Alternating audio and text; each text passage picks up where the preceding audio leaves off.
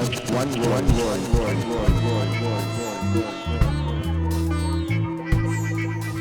It is feasible to ensure a just energy transition.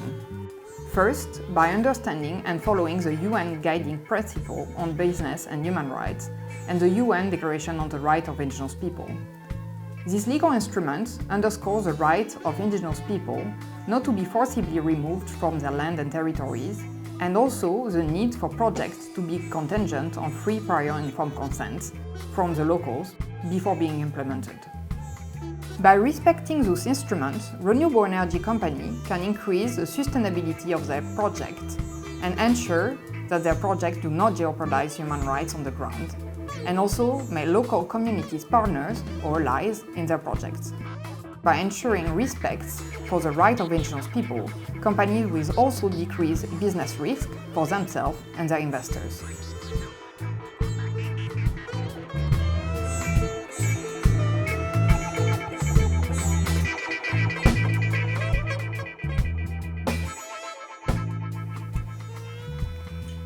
However, implementing those policies is not easy. To respect local communities' rights also means that business needs to operate differently. There is no room for business usual with such challenges. In this regard, the principle of PIC, free, prior, informed consent, must be respected. This principle implies informed, non-coercive consultation between companies and indigenous people. It also implies negotiation which takes in consideration the community laws and customs, and which are made prior to the implementation of activities and projects. Regardless of national legislation, companies must commit to consult with local communities before initiating any project on the basis of the principle of free, prior, informed consent. This implies that companies' representatives must deeply engage with communities at the local level. However, on that point, to consult doesn't mean anything. The way of consulting is a key. Consulting local or indigenous people can indeed be a flowed dialogue if the channel of communication is the one of only one side, the company. This also goes without saying that the consultation will not be in accordance with human rights law if a company establishes a project that significantly threats a community without its consent. In that sense, companies must take time to investigate potential impacts on the ground and also integrate indigenous knowledge as a basis for the impact assessment. Otherwise, the dice are loaded from the start, and tension will rise after the supposed consent is obtained. From my experience with the Sámi, it is also clear that monetary compensation is never a solution.